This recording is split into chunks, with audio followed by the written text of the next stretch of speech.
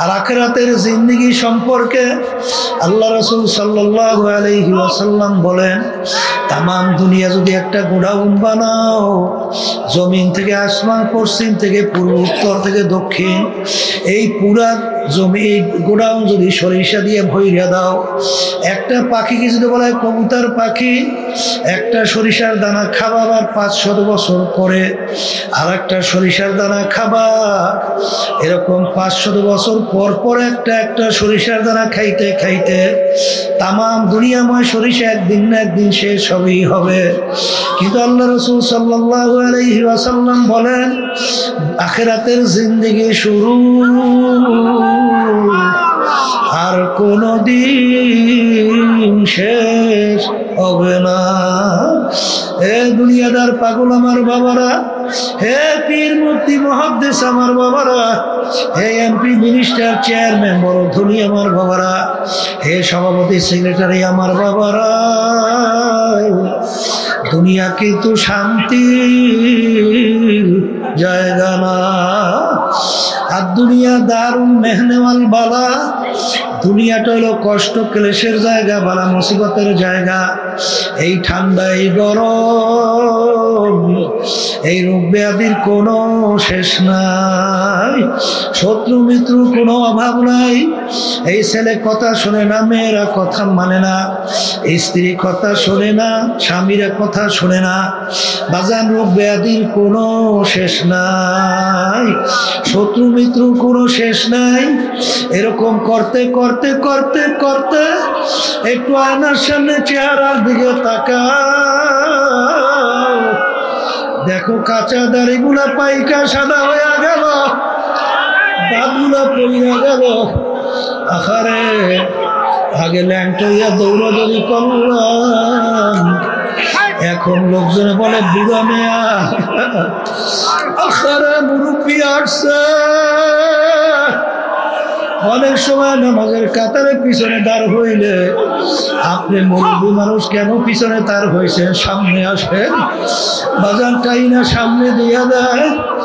দুনিয়া এবং আখিরাতের ব্যাপার যদি একবার তোমার আমার দিলের ভিতরে বইসা যায় বাজান, তখন তুমি দেখবা দুনিয়া যদি সব তোমার আমার পায়ের উপরে ফেলাইয়া রাখা হয়, দেখবা আল্লাহর ফজলত করমে ওই দুনিয়ার প্রতি তোমার আমার একটু মন দেল চলবে না।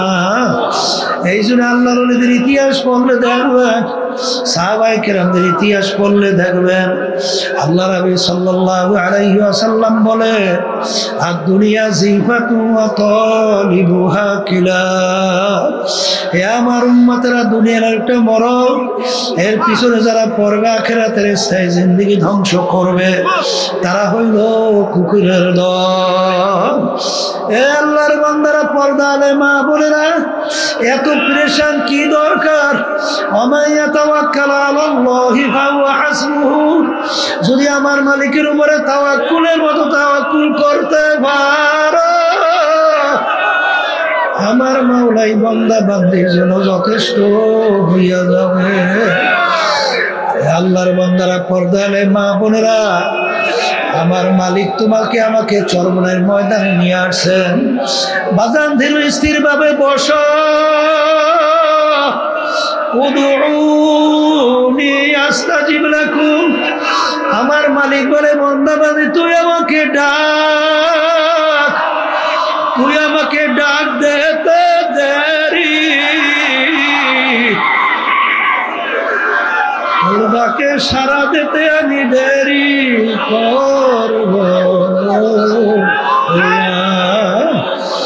আল্লাহ এই আল্লাহর বান্দারা, হে পর্দার আড়ালের মা বোনেরা, এই মাঠের ভিতরে অনেক আল্লাহওয়ালারা আছে। বাজার তাদের নজর যদি আল্লাহর ফজলে তোমার আমার প্রতি একটু লাইগা যায়, ওয়াকুনু মা'আস সাদিকিন। সোহবতে সালেহ তোরা সালেহ কুনা,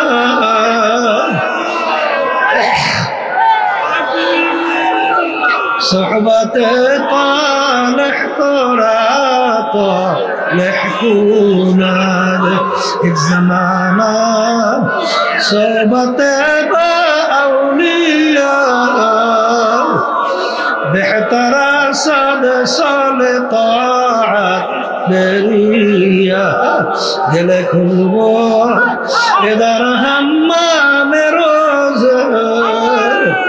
رسید دست محبوب বাদস্তান সৎসঙ্গে সর্ববাস অসৎসঙ্গে সর্বনাশ। অনেক কুরবানি মাঠের মধ্যে আছে, আমার কাছে বলতেছিল আমার দিলটা পাথরের চেয়েও শক্ত, আরে চোখে পানি আসা তো দূরের কথা, কিন্তু চরমনের ময়দানে আসার পরে আরে আল্লাহর বান্দারা যখন নাকি হারাতে বলবা অবস্থায় দৌড় মারলো, আজকে আমার শরীরের সঙ্গে একটা কারেন্টের মতো শক লাগাইয়া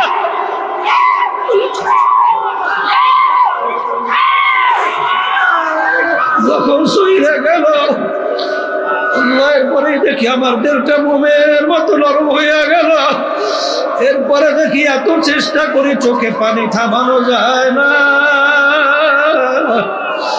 আখারে দিলের মধ্যে এমন একটা নিয়ত মালিক তৈরি কইরা দিল, আরে এখন দেখি দিলটা ছিল 24 ঘন্টা দুনিয়ামুখী, এখন আল্লাহর ফজল ও করমে দিলটা হয়ে গেল আল্লাহ মুখী। আমার ভাইদেরকে বলবো তাড়াহুড়া কইরো না, পেরেশানি কইরো না। যখন আল্লাহ নিয়ে আসছে কষ্ট করে 3 দিন, সোয়া 3 দিন, 3.5 দিন পর্যন্ত থাকো বাজার, কষ্ট তো হবেই, কিন্তু হাদিসের ভিতরে আসছে যে ইবাদতের ভিতরে কষ্ট যত বেশি তার সওয়াবও তত বেশি।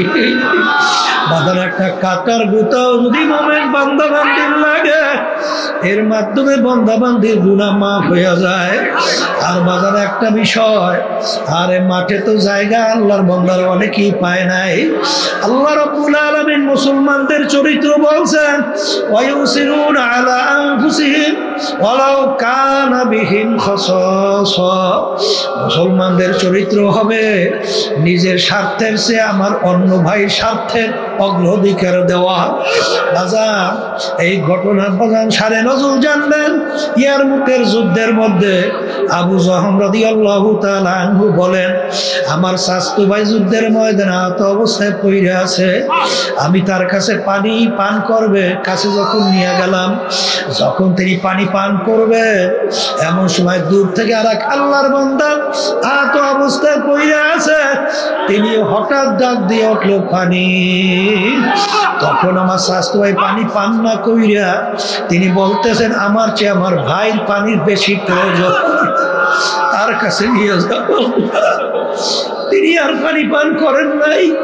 যখন তার কাছে নিয়ে গেল, তিনি যখন পানি পান করবেন, দূর থেকে আর এক আল্লাহর বান্দা আহত অবস্থায় পড়ে আছে, তিনি বললে উঠলো পানি। তখন সে বলতেছে, আমার চেয়ে আমার ভাই পানির বেশি প্রয়োজন, তার কাছে নিয়ে যাও। যখন তৃতীয় আল্লাহর বান্দার কাছে গেল, যাইয়া দেখে আল্লাহর বান্দার দুনিয়াতে নাই। আল্লাহর বান্দা দুনিয়া থেকে বিদায় হয়ে গেল, শাহাদত বরণ করছেন। দৌড়ে দ্বিতীয় আল্লাহর বান্দার কাছে আসলো, দেখে তিনিও দুনিয়ার মধ্যে নাই। দৌড়ে আসলো চাচতো ভাইয়ের কাছে, আইসা দেখে তিনিও দুনিয়াতে নাই, তিনিও শাহাদত বরণ করছেন। ইন্তেকালের আগে পানির কত প্রয়োজন, তারপরও নিজের চেয়ে তার ভাইয়ের স্বার্থের অগ্রাধিকার দেওয়া, এইটা হলো মুসলমানদের চরিত্র। বাজার এখানে তো আসছি, কতই বা কষ্ট হবে, আমার ভাই কষ্ট হয় কি না এটাও তো তোমার আমার চরিত্র নজরে রাখা লাগবে। বাজার পায়খানা প্রস্রাবে অজুতে রাস্তাঘাটে চলায়, খবরদার আমার ভাই যেন কোনো কষ্ট না হয়। আল্লাহর ফজলে মুজাহিদের মধ্যে আল্লাহ রাব্বুল আলামিন কিছুটা হইলো এই গুণ আল্লাহ দান করছে। আমাদের কাছে অনেক সময় প্রশাসনের লোকরা বলে, হুজুর এত বড় মাহফিল কিভাবে কন্ট্রোল হয়? হুজুর আমাদের তো বুঝে আসে না। তখন বলি আল্লাহর খাস মেহেরবানি, আল্লাহ রাব্বুল আলামিন কন্ট্রোল করেন। কারণ এখানে মুজাহিদ ভাইরা মনে করে আমার ভাই সে আমার ভাইয়ের অগ্রাধিকার বেশি স্বার্থের দেব। এই মন থাকার কারণেই প্রত্যেকে নিজে দায়িত্বশীল হয়ে যায়, তখন আর কোনো ঝামেলা তৈরি হয় না। বাজান দুনিয়া হুব্বুদ দুনিয়া রাসু কুল্লি খাতিয়াতিন, সমস্ত গুনার মূলই হলো দুনিয়া, দুনিয়ার মোহ। যখন নাকি দুনিয়া তার কাছে বাজান একটা মরগের মতো মনে হবে, তখন কিন্তু বাজান তার কাছে এই ধরনের আচরণ আর প্রকাশ পাবে না।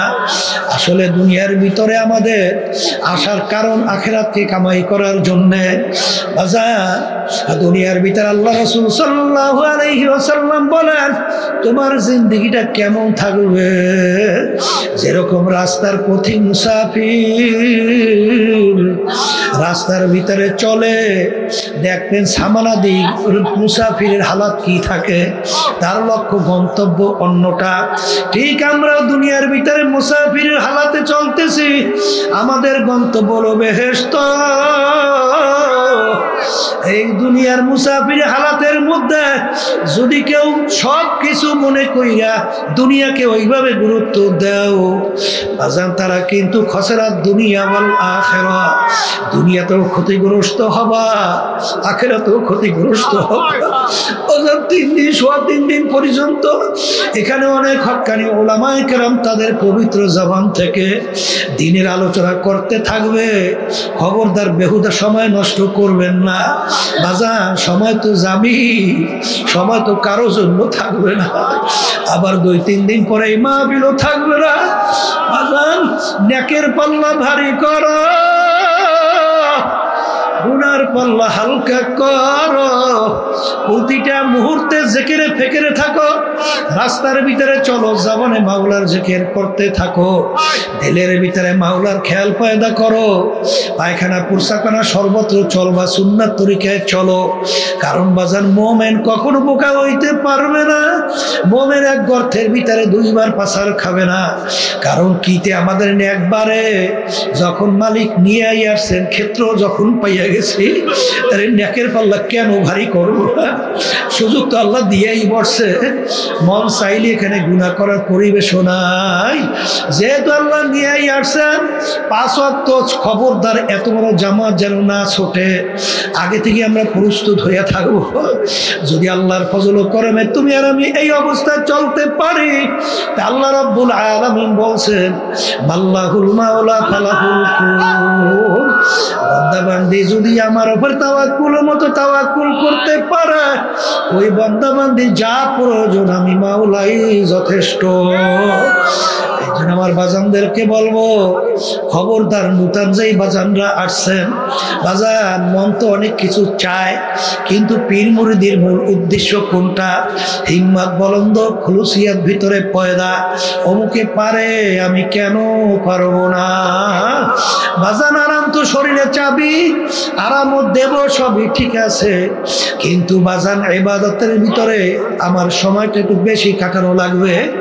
এই নিয়তে যদি আমরা চলতে পারি, আল্লাহ রাব্বুল আলামিন বরকত দান করবে।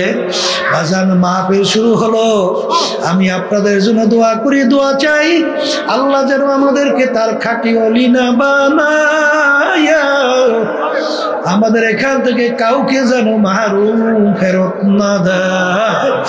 আর আমার মালিক তো তোমার আমার দিকে রহমতের নজরে তাকায়, তোমার আমার দিলের দিকে তাকায়।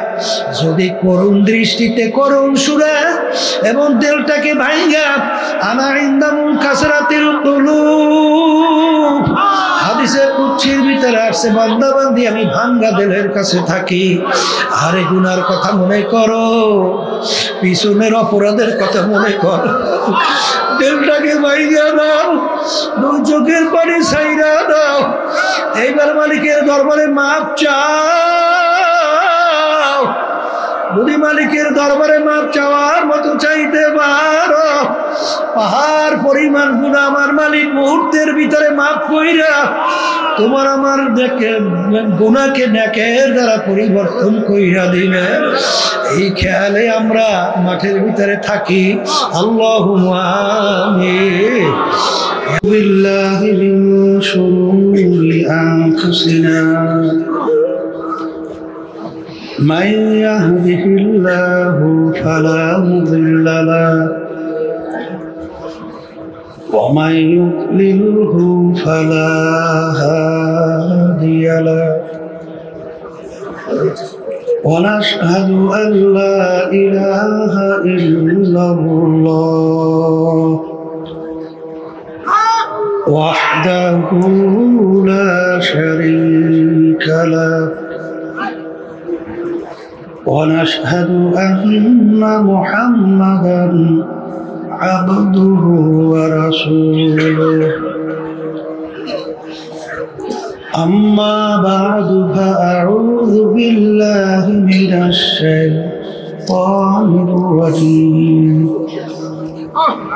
بسم الله الرحمن الرحيم يا أيها الذين آمنوا صلوا عليه وسلموا تسليما اللهم صل على سيدنا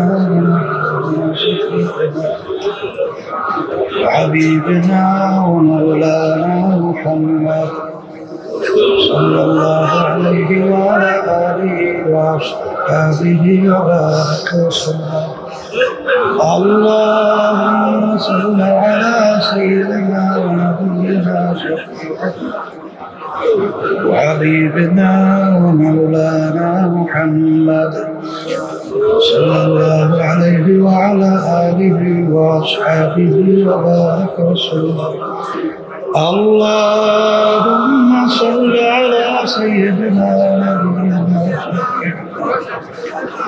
وحبيبنا ومولانا محمد صلى الله عليه وعلى آله وصحبه وبارك وسلم أعوذ بالله من الشيطان الرجيم بسم الله الرحمن الرحيم قل إن صلاتي ونسكي ومحياي ومماتي لله رب العالمين صدق الله العلي العظيم وقال رسول الله صلى الله عليه وسلم إنما الأعمال بالنيات وإنما لامرئ ما نوى فمن كانت هجرته إلى الله ورسوله فهجرته إلى الله ورسوله ومن كانت هجرته إلى الدنيا أو امرأة يتزوجها فهجرته إلى ما هاجر إليه صدق الله العلي العظيم শুকরিয়া আদায় করতেছি মহান রব্বুল আলামিনের দরবারে। রব্বুল আলামিন ফিতনা ফাসাদের যুগ, গত অগ্রহায়ণ মাসের মাহফিলের পরে ফাল্গুনের মাহফিল, আল্লাহ রাব্বুল আলামিন আমাদেরকে আসার তৌফিক দান করছেন। শুকরিয়া তার সবাই বলি আলহামদুলিল্লাহ। গতকালকের শ্রীনগরে আমার ভাই বলতেছিল আমি লঞ্চে থাকবো না, আমি মাঠে যাব। আসার পরে একটু পরেই দুনিয়া থেকে বিদায় হয়ে গেছে। সাথীরা বলতেছে হুজুর ওই যে মুখে হাসি গেছে, হাসিটা এখনো মুখে ফুটে আছে। ফজরের সময় যারা নামাজ পড়ানো, আবার জোহরের পর এক আল্লাহর বান্দা চলে গেছেন। এইভাবে আসলে গত অগ্রহায়ণ মাস থেকে শুরু করে কয়েক মাসের মধ্যে দেখবেন অনেকে আমাদের সাথে ছিল, আজকে দুনিয়াতে নাই। এমন একদিন আসবে, আব্বাজান রহমাতুল্লাহি আলাইহি বলতেন, এখনো কানের ভিতরে কথাগুলো পরিষ্কারভাবে এখনো বাঁচতেছে। যেমন একদিন আসবে, আল্লাহ কবুল করলে মাহফিল চলতে থাকবে, কিন্তু আমরা আর থাকবো না। আল্লাহ রাব্বুল আলামিন আমাদেরকে মাহফিলে নিয়ে আসছেন। এবছর দেখলাম মাশাআল্লাহ অনেক আমার নতুন ভাইরা মাহফিলে আসছে, যারা হয়তো বা কখনোই চরমে মাহফিলে আসেন না। এবং যুবকদের সংখ্যা দেখলাম মাশাআল্লাহ অনেক, আলহামদুলিল্লাহ। যারা নতুন আসছেন এবং পুরানো যারা আসছেন, আজকে আমাদের দায়িত্বশীল প্রশাসনের বলতেছিল যেখানে ওরস হয়, তখন আমাদের দায়িত্বশীলে বলতেছিল যে আমাদের এখানে ওরস হয় না, এখানে মাহফিল হয়। ওরস বলা হয় আনন্দ ফুর্তি, আর এখানে মাহফিল। এখানে আমরা আনন্দ ফুর্তির জন্য এই প্রতিষ্ঠান আল্লাহ কুতুবে প্রতিষ্ঠিত করে যাব। এই প্রতিষ্ঠান প্রতিষ্ঠিত করার মূল উদ্দেশ্য লক্ষ্য হলো, ওদিকে মনে হয় মাইকের শব্দে মনে হয় ঝামেলা করতেছে, দেখতেছে, দাঁড়ান। আচ্ছা, আপনারা ধৈর্য ধরেন, আলহামদুলিল্লাহ দেখতেছে। ওদিকে শব্দকে একটু বাড়ানো লাগবে নাকি? পিছনে শব্দগুলো দেখো, এখন শোনা যায়? আলহামদুলিল্লাহ। আব্বাজান রহমতুল্লাহ আলাইহি বলতেন যে আমরা ফুর্তি করি না, আমরা বেশি বেশি কান্দি। এই মাহফিল প্রতিষ্ঠিত কেন করা হয়েছে? বিশেষ করে আজকে উদ্বোধনী বয়ানের মাধ্যমে মাহফিল আনুষ্ঠানিকভাবে আলহামদুলিল্লাহ শুরু করা হলো। তা যারা আসছেন বাড়িঘর সাইরা টাকা পয়সা খরচ কইরা, এখানে তো ওই তো 5টা মাঠ আমরা করছি, কিন্তু কোনো মাঠেই কিন্তু এখন সামাল দেওয়ার মতো পরিবেশ নাই। অনেক ভাইরা খোলা আকাশের নিচে পড়ে আছে। এত কষ্ট, পায়খানা, প্রসাবখানা, গোসলে, চলাফেরায়। এর মূল উদ্দেশ্যটা কি? সর্বপ্রথম আমরা এখানে যারা আসছি, আমাদের নিয়তকে আগে সহি করে নিতে হবে। এগুলা কিছু সব হইল ওখানে কে বলছে এগুলা? এগুলো ভাব কথা, চেয়ারম্যান কয় এই কথা। তা যেই কথা বলতে চাইছিলাম যে আমরা এখানে যারা আসছি, সর্বপ্রথম আমাদের নিয়তকে ঠিক করে নিতে হবে। কারণ আপনারা সবসময় শুনে থাকেন আব্বাজান রহমতুল্লাহ আলাইহি এই হাদিস শরীফ প্রতি উদ্বোধনী বয়ানেই তেলাওয়াত করতেন, আর সমস্ত মুহাদ্দিসিন কিরাম সবাই একমত এই হাদিসের সনদ মুতাওয়াতির হাদিস। আর আপনারা জানেন বুখারী শরীফ কোরআনুল কারীমের পরই সমস্ত উলামায়ে কেরাম মুহাদ্দিসিন কিরাম একমত, সহিহ কিতাব কোরআনুল কারীমের পরই বিশুদ্ধ কিতাবের নাম হলো বুখারী শরীফ। বুখারী শরীফের বাব বুখারী রহমতুল্লাহ আলাইহি প্রথম কি বাঁধছেন? বাবুল ওয়াহি, ওহি সংক্রান্ত ওহি বিষয়াদি, এই বিষয় বাবের ভিতরে আলোচনা হয়। কিন্তু হাদিস নিয়ে আসছেন নিয়াতের হাদিস। এর কারণ কি? হাদিস পড়বেন, হাদিস পড়াবেন, কোরআনুল কারীম পড়ব, কোরআনুল কারীম পড়াবেন, কিন্তু সর্বপ্রথম আমাদেরকে নিয়াত যদি ঠিক না হয়, তাহলে আমাদের সমস্ত কষ্টটাই বৃথা। আল্লাহ রাসূল সাল্লাল্লাহু আলাইহি ওয়াসাল্লাম বলছেন, তোমাদের সমস্ত কাজের ফলাফল নির্ভর করবে তোমাদের নিয়াতের উপরে। কারণ আল্লাহ রাসূল সাল্লাল্লাহু আলাইহি ওয়াসাল্লাম হিজরতের সময় বলছিলেন, তোমরা যদি কেউ হিজরত এই উদ্দেশ্যে করো আল্লাহ এবং আল্লাহ রসুলকে পাওয়ার জন্য, তাহলে তোমরা আল্লাহ এবং আল্লাহ রসুলকেই পাইয়া যাওয়া। আর যদি তোমরা হিজরত করো দুনিয়া অথবা কোনো মেয়েকে বিবাহের উদ্দেশ্যে, তাইলে তোমরা দুনিয়া অথবা মেয়েকেই পাবা, কিন্তু আল্লাহ রাব্বুল আলামিনের কাছে এই হিজরতের বিনিময় আর কিছু পাবা না। তা আপনারা বাড়িঘর সবাই সাইরা এখানে কষ্ট ক্লেশ করে আসছেন। আজকে আমার নতুন বাজানদেরকে বলবো, বিশেষ করে পুরানো যারা আছেন সবাইকে বলবো যে সর্বপ্রথম আমাদের নিয়াতকে আমরা সহি করে নেব। যা আমার এখানে আসার উদ্দেশ্যটা কি? এখানে উদ্দেশ্য একমাত্র আল্লাহর পথ ভোলা, বান্দাদেরকে আল্লাহর পরিচয় ঘটাইয়া আল্লাহর সঙ্গে সম্পর্ক তৈরি করার উদ্দেশ্যেই কিন্তু এই মাহফিল আল্লাহর কুতুবেরা প্রতিষ্ঠিত করে গেছে। সবাই বলি আলহামদুলিল্লাহ। চরমনার ইতিহাস তো আপনারা অনেকে শুনছেন, জানেন। তারপর আবার বলতেছি, চরমনা এটা কিন্তু চতুর্পাশে নদী, একটা দ্বীপের মতো। কিন্তু আজকে চরমনায় আল্লাহ রাব্বুল আলামিন শুধু বাংলাদেশ নয়, তাম দুনিয়ার মধ্যে আল্লাহ রাব্বুল আলামিন প্রশংসা সহকারে এর পরিচয় ঘটাইয়া দিছে। এর পিছনে কোনো কারণ আছে না? এর পিছনে কারণ হলো এই মাটিতে আল্লাহ রাব্বুল আলামিন এমন কিছু তার খাস বান্দাদেরকে আল্লাহ পাঠাইছে, তাদের ইখলাসের বাদাউলাত এবং তাদের প্রতি আল্লাহর খাস মেহেরবানি রহমতের নজর থাকায় আজকে এই চরবনাইকে সর্বত্র প্রশংসা সহকারে আল্লাহ রাব্বুল আলামিন পরিচয় করাইয়া দিয়েছে। কথা ঠিক না? সর্বপ্রথম এখানে মক্তব আকারে মাদ্রাসা শুরু করে গেছিলেন আমার আব্বাজানের নানাজান রহমাতুল্লাহি আলাইহি। তার নাম ছিল আহসানুল্লাহ। তার নামেই হলো এই মাদ্রাসা আহসানাবাদ। কিন্তু এই মাহফিল আব্বাজানের নানাজান শুরু করে যান নাই, মাহফিল শুরু করে গেছেন আনুষ্ঠানিকভাবে আমার দাদাজান রহমাতুল্লাহি আলাইহি, ইসহাক সাহেব রহমাতুল্লাহি আলাইহি। দাদাজান চলে যাওয়ার পরে এই বাগানের মালিক হিসাবে দায়িত্ব পালন করছিলেন আমার আব্বাজান রহমাতুল্লাহি আলাইহি। আজকে কেউ আমাদের মাঝে নাই, আজকে আমাদের মসজিদের সামনে তারা ঘুমায় আছে। তার ধারাবাহিকতায় এই মাহফিল চলে আসছে, এখন পর্যন্ত চলছে।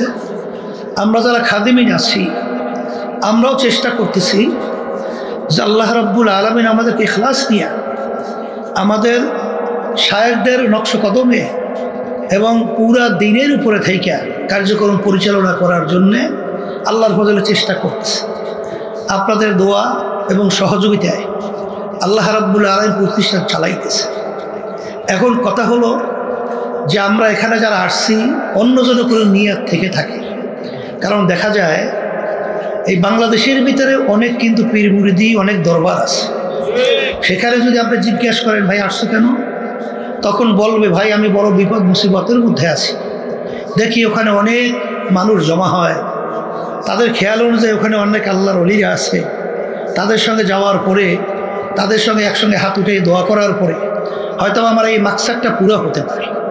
আমি অসুস্থ, আমার বিভিন্ন ব্যবসা বাণিজ্যের সমস্যা, আমি বিভিন্ন মামলা মোকদ্দমার ভিতরে জর্জরিত, বিভিন্ন ধরনের সমস্যার ভিতরে দুনিয়া আছি, যে ওখানে যাওয়ার পরে দেখি আমার এগুলো ভালো হয় কিনা। আবার যদি কাউকে জিজ্ঞাসা করেন এখানে আসছে কোনো, তখন বলবেন আমি গরিব মানুষ, দেখি এখানে আসার পরে দেখি আমি ধনী হইতে পারি কিনা। এরকম ধনী হওয়ার উদ্দেশ্যে, দুনিয়ার কোনো লক্ষ্য উদ্দেশ্যে অর্জনের, কেউ মেম্বার হওয়ার জন্যে অনেক চেয়ারম্যানরা আসেন, যে দেখি চরমনাই তো অনেক তো মুহিদ্দিন মুজাহিদ আছে, ওখানে যাওয়ার পরে দেখি যে আমি তাদের সমর্থনে চেয়ারম্যান হতে পারি কিনা, মেম্বার হতে পারি কিনা, বা অমুক বিভিন্ন দুনিয়ার যে উদ্দেশ্য। আমি প্রথম অবস্থায় উদ্বোধনী বয়ানে আপনাদেরকে অনুরোধ করব, এরকম যদি কেউ নিয়তে এসে থাকেন আল্লাহর হস্তে আপনারা নিয়তকে পরিবর্তন করেন।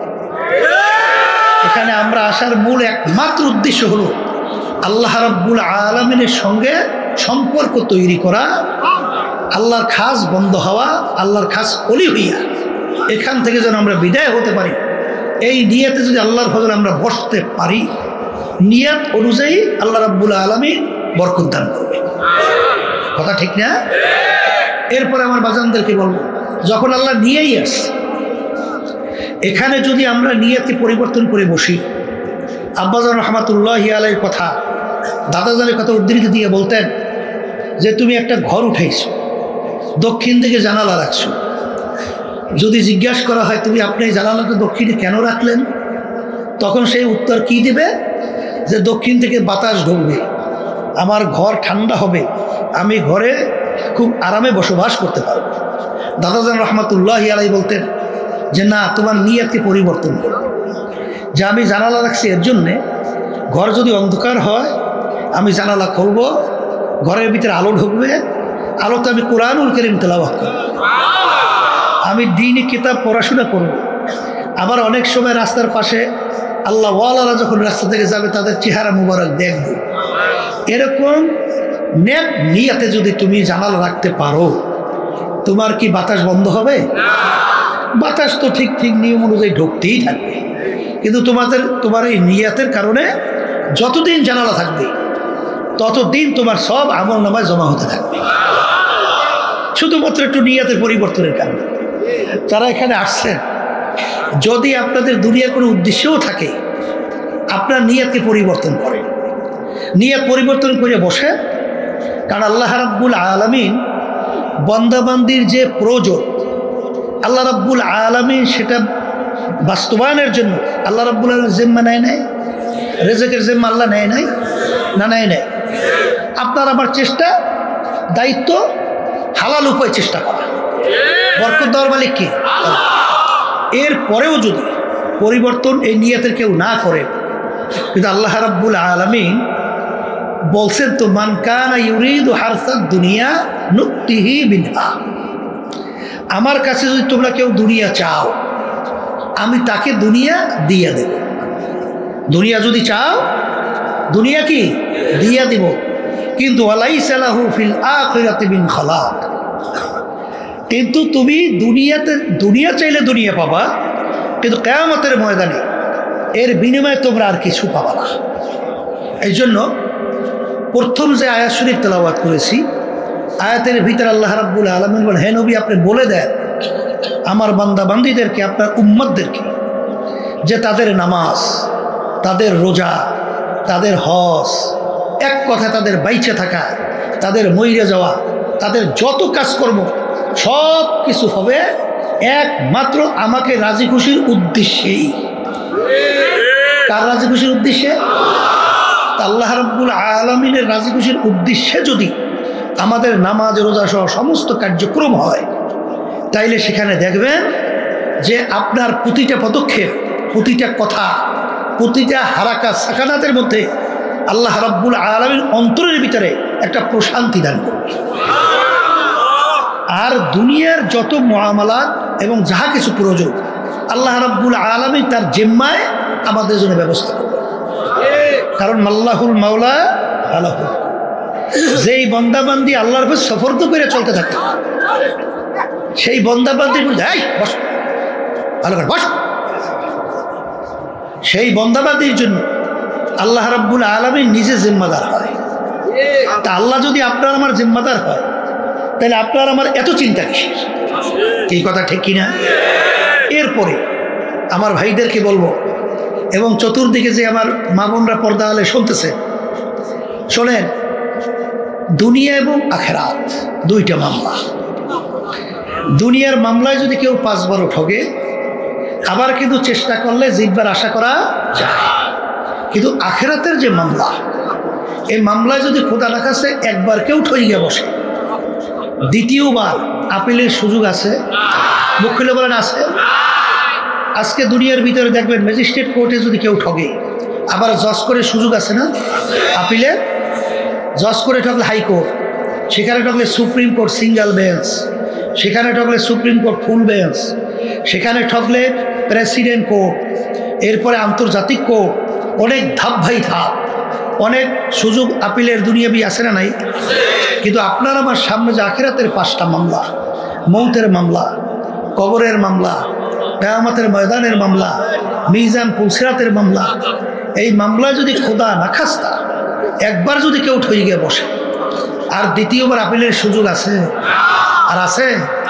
এই জন্য আমার বাজানদেরকে বলবো, আমরা দুনিয়াতে আসছি কেন?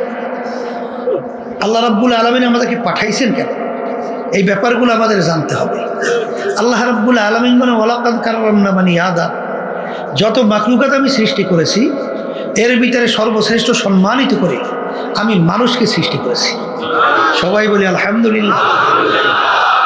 কিন্তু আমরা মানুষ সৃষ্টির সেরা, কিন্তু আল্লাহ রাব্বুল আলামিন তো অন্য এতে বলছেন, এক শ্রেণীর মানুষ তাদেরকে আমি চক্ষু দান করছিলাম, আমার কুদরত দেখা আমার উপরে ঈমান আনবে, আমার হুকুম অনুযায়ী চলবে, কিন্তু ওদের এই কুদরতে আমার চক্ষু থাকা সত্ত্বেও ওরা দেখেও আমার কুদরত দেখে না।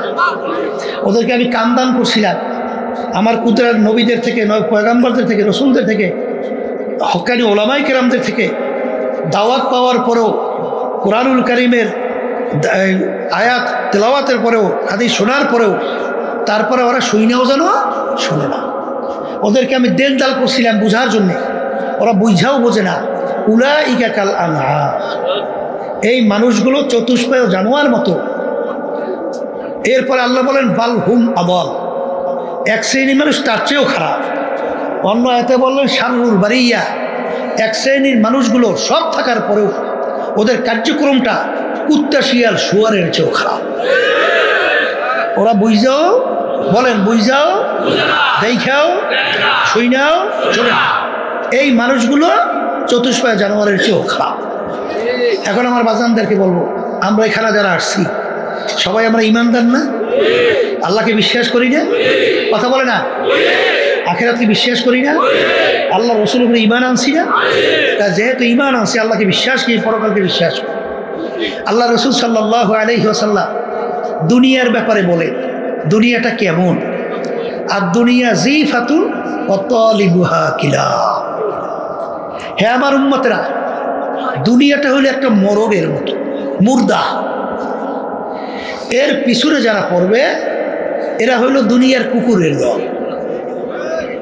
যেমন পানির ভিতর থেকে মরগ ভাসে, ওর পিছনে কোনো মানুষের দল দৌড়ায়? ওর পিছনে কুকুরের দল দৌড়ায়। কখন মরগ নদীর কিনারে আসবে আর সেইরা ফাইরা খাবে। ঠিক দুনিয়াটা হলো একটা মরগের মতো, এর পিছনে যারা পড়বে আখিরাতের স্থায়ী জিন্দেগি যারা ধ্বংস করবে তারা হলো দুনিয়ার কুকুরের দলের মতো। এইটা হলো আল্লাহ রসুলের কথা। তাহলে ইমানদার দুনিয়া সম্পর্কে আমাদের এই আস্থা বিশ্বাস এইভাবে জন্মাতে হবে। কথা বলেন, কথা ঠিক কিনা?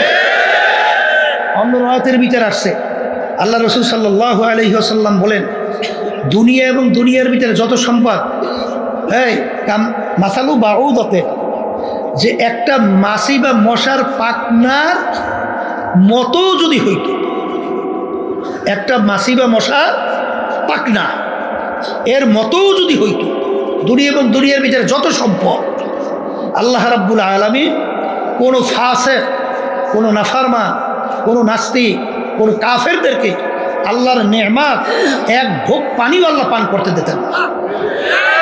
কারণ মশা মাছি হাজার হাজার লক্ষ লক্ষ পাখনা আপনি একত্রিত করিয়া যদি আপনি বাজারে বিক্রিতে নেন, কয় টাকায় বিক্রি হয়? কোনো মূল্য আছে?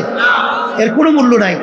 ঠিক আল্লাহ রসুল সাল্লাল্লাহু আলাইহি ওয়াসাল্লাম উদাহরণ দিয়ে বলেন যে মাছি মশার পাখনার মতো যদি হতো, এই দুনিয়া এবং দুনিয়ার যত সম্পদ, চেয়ারম্যানে বলেন, মেম্বারি বলেন, এমপিগিরি বলেন, পীরগিরি বলেন, তারপর মুহাদ্দিসগিরি বলেন, শাইখুল হাদিসগিরি বলেন, ইমামগিরি বলেন, অমুক টমুক চেয়ারম্যান এবং বড় ধনী কথা বলেন, 10 তলা 20 তলা এরকম বাড়ির কোনো অভাব নাই, এরকম বহুত কিছু ডিসিগিরি, এমপিগিরি, ওই এসপিগিরি যাই বলে, এর যত কিছু বলে, আল্লাহ এবং আল্লাহ রসুলের কাছে একটা মাছির পাখনা পরিমাণও কোনো মূল্য নেই।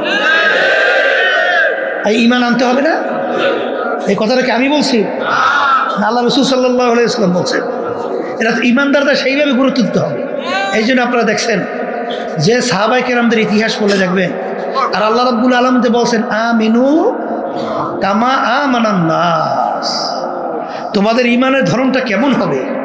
সাহাবায়ে কেরামরা যেভাবে ঈমান আনছে, সাহাবায়ে কেরামদের ঈমানের ধরন কেমন ছিল?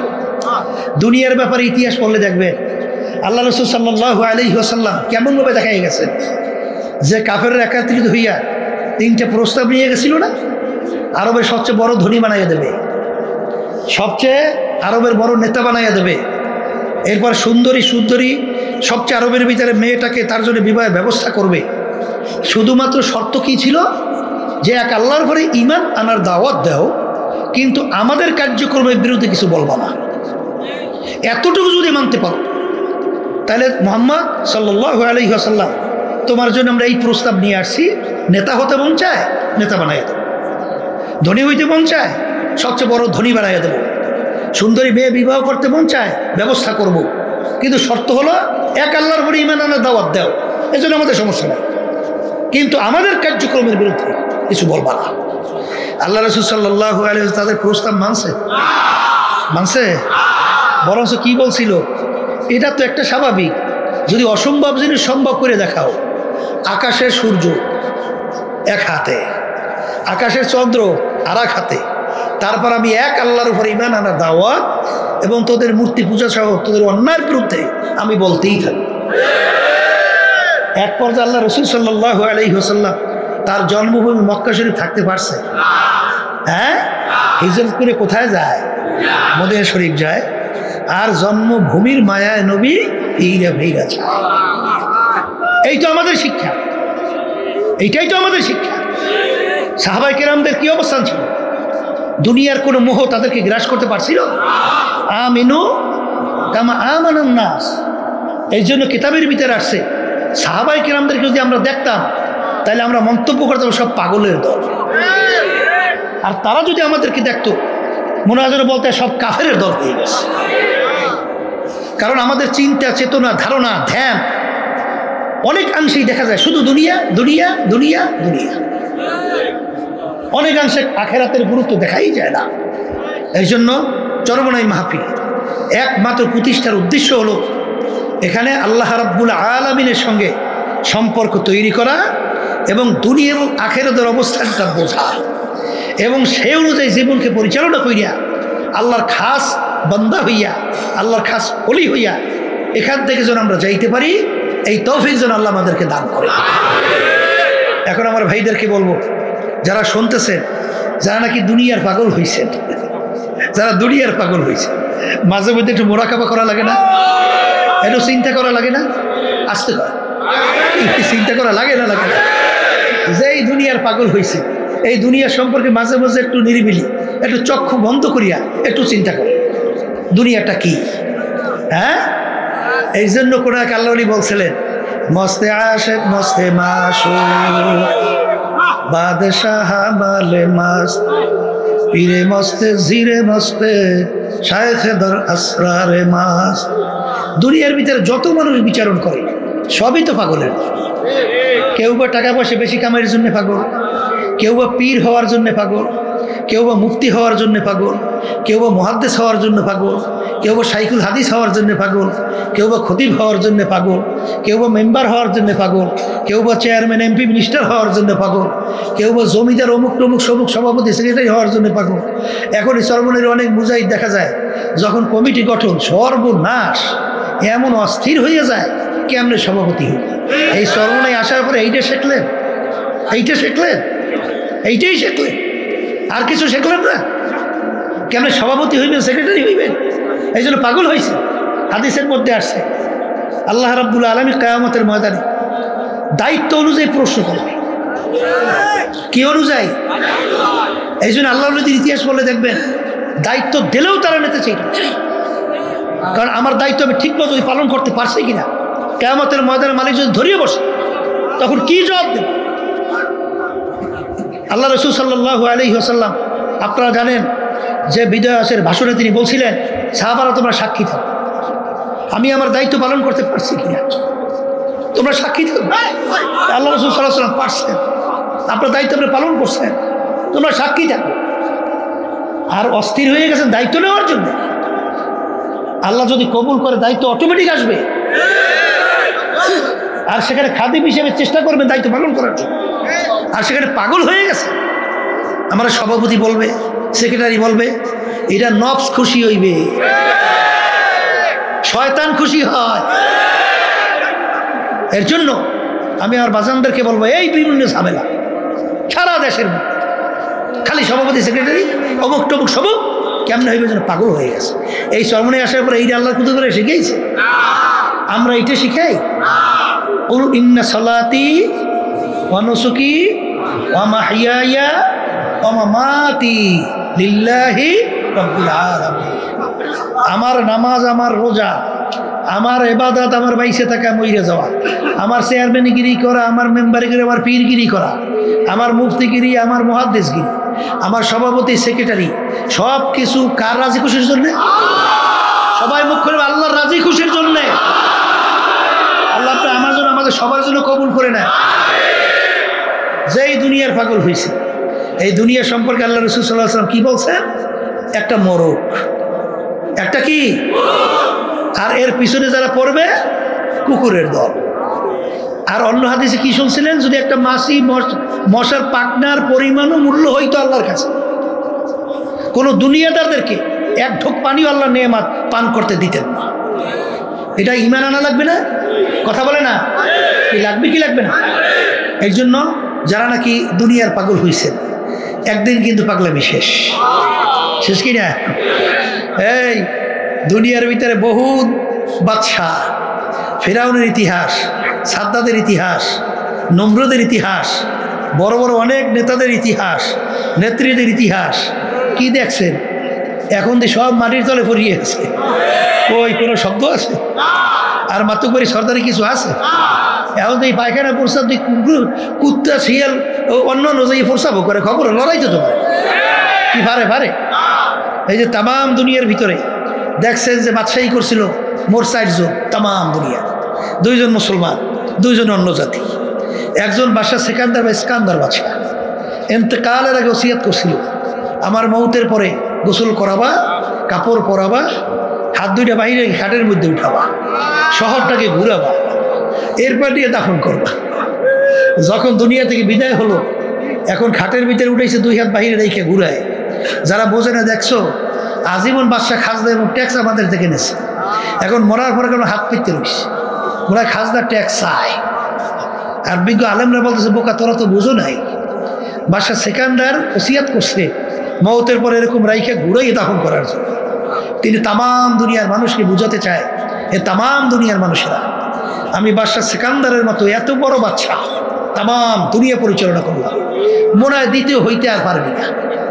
কিন্তু যখন ঠিক আমি কবরে রওনা করলাম, হাত 2টা দিকে তাকাই দেখ খালি, এই খালি হাত দিয়ে কিন্তু কবরে রওনা করি। আর বাদশাহী সবই তো রয়ে গেল, কিছুই তো নিতে পারলাম না। এই জন্য আমার বাজানদেরকে বলবো, যারা আজকে দুনিয়ার পাগল হয়েছেন, এই সম্পদের পাগল হয়েছে, মনে এত অনেক সময় অনেক দেখা যায় মুরব্বী হইয়া এত অসুস্থ, তখন এসে দুনিয়ার ব্যাপারে মনে হয় যে এমনভাবে আমাদেরকে উপস্থাপন করে, মনে করি যে সিরিয়াস যায়। ওদিকে আখেরাতের ব্যাপারে, কবরের ব্যাপারে চিন্তা নেই। এই চিন্তাটা যদি না করেন, তাহলে দুনিয়াটা যদি বোঝেন, ঠিক দুনিয়ার পাগলামি আপনি করতে পারবেন কোন পর্যন্ত? যে কয়দিন চক্ষু খোলা, চিরতরে যেদিন চক্ষু বন্ধ, তখন কি বলবে? পীর সাহেব ঘুমাই রয়েছে বলবে না, লাশ পড়িয়ে রয়েছে। মেম্বার ঘুমাই রয়েছে বলবে না, মেম্বারের লাশ পড়িয়ে রয়েছে। চেয়ারম্যান ঘুমাই আছে বলবে না, চেয়ারম্যানের লাশ পড়িয়ে আছে। অমুকে ঘুমাই আছে বলবে না, লাশ পড়িয়ে আছে। এখন দেখেন, একটা মশা মাছিও তাড়ানোর শক্তি আপনার আছে? আর পারবেন? এখন সাদা 3টে কাপড় দিয়ে প্যাঁচ দিয়ে আপনার আটকাইছে, মাথার ভিতরে দিতেছে, বা মাজার ভিতরে তো বাঁধতেছে, এখন পায়ের ভিতরেও বাঁধতেছে। এই জন্য আমার আব্বাজান রহমতুল্লাহ বলতেন, সাপ সোজা হবি তো মইরে সোজা হওয়ার আগে সোজা হও, সোজা তো হওয়া লাগবে, মরার আগে হও, মরার পর সোজা হইলে কোনো লাভ নাই। এই জন্য সোজা তো হবা, ওই 3টে সাদা কাপড় দিয়ে যখন বাঁধবে তখন তো একেবারে প্যাকেট তো হবা ঠিক, কিন্তু প্যাকেট হওয়ার আগে সোজা হও, কথা ঠিক কিনা? এই জন্য আমার বাজানদেরকে বলবো, যারা চরমনাইতে আসছেন, আল্লাহ রাব্বুল আলামিন ইন্নাল্লাহা লা ইয়ানজুরু ইলা সুওয়ারিকুম ওয়া আ'মালিকুম ওয়ালাকিন ইয়ানজুরু ইলা নিয়াতিকুম ওয়া কুলুবিকুম আও কামা ক্বালা আলাইহিস সালাতু ওয়াস সালাম। আল্লাহ রাব্বুল আলামিন শুধুমাত্র আপনারা বাহ্যিক আমলের দিকে তাকাই থাকে না, তখন আমার দিলের দিকে তাকাই থাকে। বন্দাবাদীর দিলের অবস্থানটাকে, নিয়ত তো দিলের মধ্যে। তা যারা আসছেন, যখন আল্লাহ নিয়েই আসছেন, কষ্ট যখন করবেনি, তখন নিয়তটা পরিবর্তন করা যায় না? আসতে কয় যায় না? এখানে কেন আসছি? একমাত্র আল্লাহ রাব্বুল আলামিন রাজি খুশির উদ্দেশ্যে, কথা ঠিক আছে? এরপরে দুনিয়ার জিম্মাদার আল্লাহর উপর ছাড়িয়ে দেন, কথা ঠিক না ভাই? ঠিক। আর বাজানদেরকে বলবো, আল্লাহ রাব্বুল আলামিন যদি তার এই হুকুম অনুযায়ী বান্দাবান্দি চলে, দুনিয়ায় কোনো পেরেশানিতে আল্লাহ রাখে? বলেন তো, রাখে? আসবদ ইতিহাস নাই, কিন্তু দুকিস্তি পর নেহাদানকে চেরা যায়। যদি 2 নৌকার ভিতরে পা লাগান, তাহলে কিন্তু বিপদ আছে, কথা কয় না? কারণ আল্লাহ রাসূল সাল্লাল্লাহু আলাইহি ওয়াসাল্লাম কি বলছেন? এই দুনিয়া এবং আখিরাত কাজ জরুরতাই, 2 সতীনের মতো সম্পর্ক। কেউ যদি 2 সতীনকে, কোনো বেটা একত্রে 2 স্ত্রীকে খুশি রাখতে পারে? একজনকে খুশি করলে আরেকজন বেজার হয়। আল্লাহ রাসূল সাল্লাল্লাহু আলাইহি ওয়াসাল্লাম সতীর সাথে উদাহরণ দিয়ে বলেন যে যদি তোমরা দোনোটাকে খুশি করতে চাও, এটা একটা অসম্ভব। যেরকম নাকি দুই নৌকার ভিতরে কেউ যদি পা রাখে, দুই নৌকা যখন দুই দিকে সরতে থাকে তখন হাইরা সেইরা ধ্বংস হওয়া ছাড়া আর কোনো গতি থাকে? এর জন্য যে যদি কেউ দুনিয়াকে খুশি করতে চান, আখেরাত বেজা হবেই হবে। আবার আখেরাতকে যদি কেউ খুশি করে, দুনিয়া বেজা হবেই হবে। দুটোটাকে একাত্রে খুশি রাখা চরমনে এখনো কিছু বোঝাই। আল্লাহর তো সংখ্যা একেবারে কম এখন, আল্লাহর রহমতে। ওদিকে নেতাদেরকে খুশি করতে যায়, আবার মসজিদে দিয়ে নামাজ পড়ে আল্লাহরে খুশি করতে যায়। আছে না নাই? আরে অনেক সংবাদ তো আমাদের কাছে আসে, আছে না? যায় নামাজ পড়তে, রুকুতে যায়, সেজদায় যায়, সুবহান রাব্বিয়াল আলা কইয়া তাসবিহ আদায় করিয়া মালিককে খুশি করার জন্য সেজদা করে। ওদিকে আবার নামাজ পড়ে বাইরে নেই মেয়ে, এখন আবার নেতা এবং দুনিয়ামুখী যে মাতুব্বা, এদেরকে খুশি করার জন্য চেষ্টা করে। হাদিসের মধ্যে পরিষ্কার আসছে, ফাসিকদের যখন কোনো প্রশংসা করা হয়, আল্লাহ রাব্বুল আলামিনের আরশ থরথর করে কাঁপতে থাকে। এক সারি বর্তমানে বেরোইছে, ফাসিকদের প্রশংসা এমন ভাবে শুরু করে মনে হয় যেন এখন মাত্র আল্লাহর ওলি নাজেল হয়েছে। নাউযুবিল্লাহ, আল্লাহর আরশ কাঁপতে থাকে থরথর করে, আল্লাহ সহ্য করে না।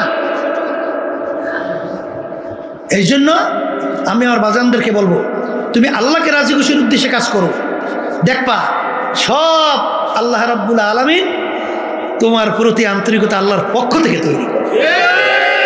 কথা ঠিক কিনা? কারণ হাদিসের মধ্যে কি আসছে, আল্লাহ রাব্বুল আলামিন যে বন্দাবান্দাকে পছন্দ করেন ফেরেশতাদের ভিতরে ঘোষণা করে, এবং ফেরেশতাদের মাধ্যমে আল্লাহ রাব্বুল আলামিন সমস্ত মাখলুকাতের মধ্যে ঘোষণা করায় যে আমি অমুককে মহব্বত করি, তোমরাও করো। তার বাস্তবতা দেখছি। আল্লাহ কিন্তু ফজল করি রহমাতুল্লাহি আলাইহি আল্লাহর কুতুবের ইতিহাস শোনেন, পড়লে দেখবেন যে কীভাবে আল্লাহ রাব্বুল আলামিন তাদের অন্তরের ভিতরে মহব্বত পয়দা করে। এটা আপনার আমার কিছু নাই। এর জন্য আমার ভাইদেরকে বলবো, নতুন বাজানরা যারা আসছেন, যখন আল্লাহ নিয়েই আসছে, নিয়াতকে পরিবর্তন করা যায় না? যায় যায়? কোনো সমস্যা? হ্যাঁ, তার নিয়াতকে পরিবর্তন করে বসে, যদি বসতে পারে আল্লাহ রাব্বুল আলামিন ওয়াল্লাযীনা জাহাদু ফীনা লানাহদিয়ান্নাহুম সুবুলানা ওয়া ইন্নাল্লাহা লামাআল মুহসিনিন। আল্লাহ রাব্বুল আলামিন বলে, বান্দাবান্দি যদি আমাকে রাজি খুশির উদ্দেশ্যে তুমি যদি রাস্তায় নামতে পারো, যত বিপদ মুসিবত পাহাড় পরিমাণ তোমাদের সামনে আসবে, আমি তোমাদেরকে বলতেছি তোমাদের জন্য চলার জন্যে আমি একটা দুইটা না বহুত রাস্তা খুলে দেব। রাস্তা কে খুলবে? আপনার আমার এত টেনশন কেন? আপনার আমার এত চিন্তা কেন? রাস্তা তো খোলার দায়িত্ব আল্লাহ নিছে, কথা বলে না? কিভাবে খুলবে? আপনার আমার জেহেনে ধরবেও না। ইউসুফ নবী আলাইহিস সালাতু ওয়াস সালামকে বিবি জুলাইখা 7 দরজার ভিতরে তালা মারছে। দরজা কয়টা? তালাও বেরোর দুনিয়া দিক থেকে যুক্তি আছে, কিন্তু ইউসুফ আলাইহিস সালাতু ওয়াস সালাম এই চিন্তা করছে যে আমি কিভাবে বের হব, কিভাবে বের হব। আল্লাহর উপর তাওয়াক্কুল করে দৌড় মারছে। দৌড় মারার সঙ্গে সঙ্গে আল্লাহ রাব্বুল আলামিন 7টা দরজার ভিতরে তালা টাস টাস করে ফেলেছে। এটা জেহেনে ধরছে, বেরেনে ধরছে? কোনো যুক্তি আছে? যুক্তি ছাড়া আল্লাহ রাব্বুল আলামিন রাস্তা খোলে। কথা ঠিক না? মুসা আলাইহিস সালাতু ওয়াস সালাম ফিরআউন যখন তার দলবল নিয়ে দৌড়িয়ে আসে, নীল নদীর পারে যাই আর পার হইবি কেমনে পার হইবে? কোনো কায়দাই তো নেই। হ্যাঁ, মুসা হাতের মধ্যে কি দেও বাড়ি বাড়ি মধ্যে বাড়ি দেওয়ার সঙ্গে সঙ্গে রাস্তা একটা দুইটা আস্তে দলবল নিয়ে পারাই চলে গেছে। জিম্মাদার কে? তা আল্লাহ তাওয়াক্কুল করতে পারি না, পারি না, পারি না। এত প্রেশার হয়েছেন কেন? এত প্রেশার হইলে যে পাগলামি দুনিয়ার জন্য করে, একটু মাঝে মাঝে মোরাকাবা করতে থাকতে হবে। নিরিবিলি করলেই দেখবেন আপনার কাছে প্রশ্নের উত্তর আসবে। সব ফাঁকি আর ফাঁকি, জোরে বলেন কথা ঠিক কিনা? কিয়ামতের ময়দান একজন আর একজনকে প্রশ্ন করবে, ভাই কামলা বিছনা, আমরা দুনিয়ার ভিতরে কতদিন ছিলাম? একজনে উত্তর দেবে লাবিসনা ইয়াওমান আও বা'দা ইয়াওম, একদিন অথবা একদিনের কিছু অংশ মনে হয় ছিলাম। আর একজনে বলবে না না, যারা হিসাব রাখছে তারাই বলতে পারবে। আসআলিল আদি, আমার তো মনে হয় ঘরের এক দরজা থেকে ঢুকছিলাম, অন্য দরওয়াজা থেকে বের হয়ে আসলাম, ঢুকলাম বের হইলাম, এতটুকু তো আমার কাছে দুনিয়ার মনে হইল। এ আল্লাহর বান্দারা, পর্দা আলে মা বোনেরা, একটু মাঝে মাঝে একটু মুরাকাবা না করলে সে মানুষের মধ্যেই পড়ে না। কারণ আসলে আমরা দুনিয়াতে কেন আসলাম, আল্লাহ আমাদেরকে কেন পাঠাইলেন, আমরা ছিলাম কোথায়, আছি কোথায়? এই বসাই দাঁড়াও, তোমরা কি করো? যারা সবাই বসাই দিয়ে, আমরা ছিলাম কোথায়, আছি কোথায়, রওনা করবো কোথায়? দুনিয়া কিন্তু ক্ষণস্থায়ী, দুনিয়া দেখতে না দেখতে শেষ হয়ে যায়। আর আখিরাতের জিন্দেগি শুরু হবে, আর কোনো দিন শেষ নাই। বাজান সবসময় মনকে বুঝাইয়েন যে আল্লাহ রাসূল সাল্লাল্লাহু আলাইহি ওয়াসাল্লাম দুনিয়া সম্পর্কে বলছেন, আলী তুমি দুনিয়ার তোমার হায়াতকে কি কেমন তুমি মনে করো, কত দূরে কেমন নিকট তুমি মনে করো? আলী রাদিয়াল্লাহু তাআলা আনহু বলছিলেন, হে আল্লাহর রাসূল, আমি যখন নামাজের জন্য ওযু করতে যাই তখন আমি খেয়াল করি আমার জীবনের শেষ ওযু এই নামাজের শেষ হইতে পারে, সামনের ওয়াক্তের নামাজের জন্য সুযোগ আর নাও পেতে পারি। আল্লাহ রাসূল সাল্লাল্লাহু আলাইহি ওয়াসাল্লাম বলেন, আলী তুমি তো ভুল করছো এক নামাজ থেকে অন্য নামাজ আসতে, মাঝখানে অনেক সময়ের ব্যবধান। আলী মৃত্যু তো এত দূরে না। বাজার লঞ্চের থেকে আল্লাহর বান্দা নামতেছিল, আমি মাঠের ভিতরে যাব, মাঠের ভিতরে আসতে না আসতে এরপরে আসতে ঢইলা পড়লো, চিন্তাও করতে পারে না আর বাড়ি জ্যান্ত অবস্থায় যাইতে পারবে না। আখরে আলী তুমি যখন নামাজের ভিতরে ডান দিকে সালাম ফিরাও তখন তুমি খেয়াল করো বাম দিকে সালাম ফিরাতে পারে কিনা। এই হইল দুনিয়া।